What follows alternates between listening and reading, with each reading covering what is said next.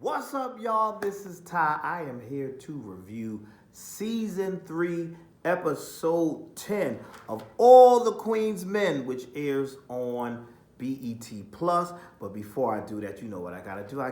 Got to give a shout out to my lovely subscribers that have been holding me down in the comment section and leaving comments and watching this show with me. So shout outs to folks like Wendy, shout outs to Baby Beans, shout outs to Randall Brown, shout outs to Karima Khadijah, June BOC, and all the rest of you wonderful people that are watching this show with me, holding me down in the comment section.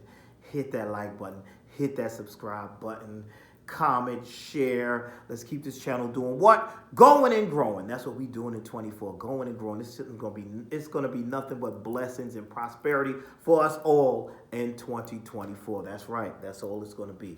Now I got that out the way. Let's talk about this episode, Nowhere to Hide. It picks right back off where episode 9 ended with Madame taking her knife and stabbing Carla in the chest. Stabbed her own sister in the chest. Just ghetto.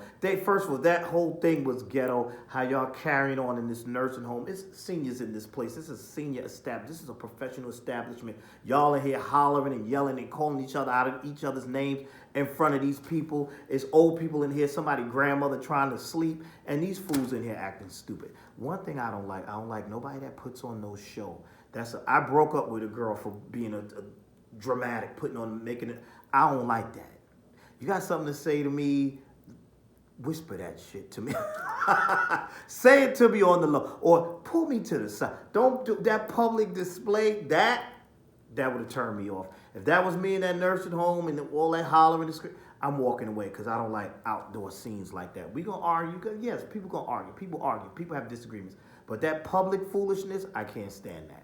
And so Carla was acting stupid and carrying on and acting stupid and saying all she had to, all that was inappropriate. But Madam can't control her temper, and I have to agree with the concierge, she's out of control. Why would you stab this lady in the nursing home like that?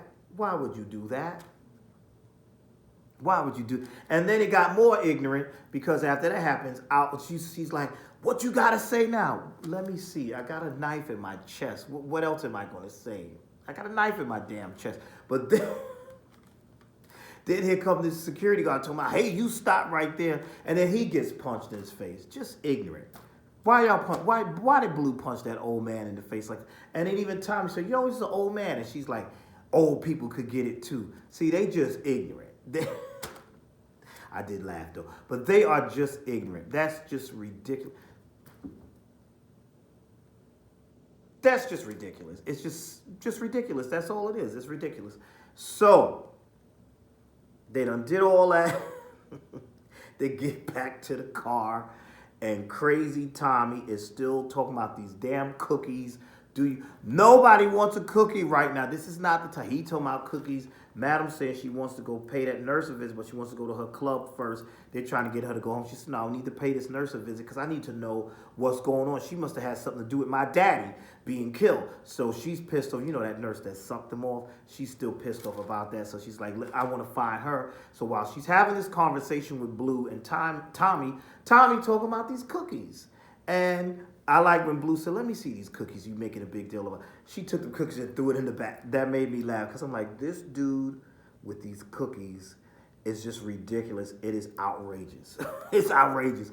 And then we have Detective Davis calling, and now she's been framed. You saw the video. How embarrassing to see your legs up in the air while Doc is doing you right, getting you having sex with Doc. Can you imagine your colleagues seeing you on video, legs in a compromised position with the people you're supposed to be investigating? How embarrassing is that? I mean, even if it wasn't somebody you was investigating, I don't want nobody seeing me and that's crazy. So her career is on the line, so she calls Madam to tell Madam, "Listen, I'm in trouble. They got video footage of you. Excuse me, that's really damaging, but they're framing me, trying to say that I had this stuff, and I don't know why. We need to meet." And Madam's a little hesitant at first. She said, "We need to meet because something's going on here." So Now, Madam comes to the conclusion that this is the doing of the concierge, and I agree with her. And she's like, Dad, he's really gunning for us. But why would he set up the cop like that? Why would he do that to the detective? Who knows? But that was that. Meanwhile, when we get to Club Eden, it's the usual competitiveness from Babyface. He still don't like what's the new guy's name? What's his name? Big D. He still don't like Big D. And he's trying to take one of our spots. And they had a conversation about that. The same petty foolishness. And then while that was going on, we seen Midnight and Doc try to have a conversation with Amp. And at first it didn't seem like it was working because it was like, Amp, you bugging out, all this foolishness, these pills and all this crap. And then Amp was pretty much resisting at first. And he was like, mind your business. But then he came around because Doc was like, see, this is why I don't get in people's stuff because this is foolishness. But then Amp came around and he handed them the pills. So he's trying to calm all that down. And I did like when Amp had the conversation with Midnight and DJ Dime, and he was mentioning why he had such a problem with Dime, and it was because of what she did, basically telling his aunt that he stole money that he didn't steal and almost getting him killed. So all of that was understandable, but it's time to move past it. It's time to move on. And we did see in here in this episode Amp now trying to make amends with Dime because he kind of took it too far, but now she's being a little resistant. But I hope they figure all that out because I'm getting sick of that storyline. So can we move that storyline along, please? Let's move that storyline along. What else happened?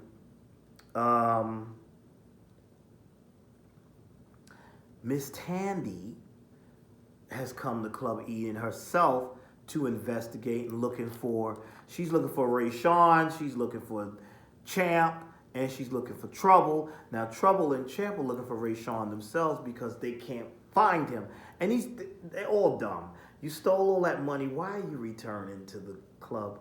Why don't you get on the next plane or the next train to Georgia, but they're already in Georgia. But get out of town. You took that money. Screw everything. Just leave town. Why would you go back to the club looking for Ray Sean? I get it, but I don't get it. I'm like, why would you? So they're going back there looking for him. When they get there, Diamond's like, y'all are late. Hit the stage. Get dressed. Blah, blah, blah, blah, blah. And so then they get a call that they've been requested to come to the VIP room. And it was Miss Tandy waiting for them. And she's like, where's my money, bitches? That's what she wants to know. Where's her money? And I'm like, this is kind of bold of her to do that up in Madam's place like that. And then that's when Trouble tells her, yeah, Madam sent us. You ain't getting no money and ain't nobody dancing for you either, ho, and all this other stuff. So she's like telling her, be gone, get out of here. And I'm like, why would you lie and say Madam did that? Why would you lie and say Madam told y'all to do that? I was like, that was ridiculous. But then we see Trouble trying to speak to Madam herself, and of course they don't allow it. They won't allow it. I don't like how Tommy and them are so dismissive and how they won't let anyone say anything to them. Because even when Trouble was trying to tell him, she saw Casanova, and he's like, oh, shut up. It's just so dismissive and so mean for no reason. It's just ridiculous. So anyway, Miss Tandy makes her way to having a conversation with Madam. And she was getting a little snippy with Madam, a little bit, till Madam said, watch your tone. You watch your tone up in here. And Madam let her know, I ain't take your money. I had nothing to do with that. And she said, well, you kind of did deserve it after what y'all did to that boy. But she said, but guess what?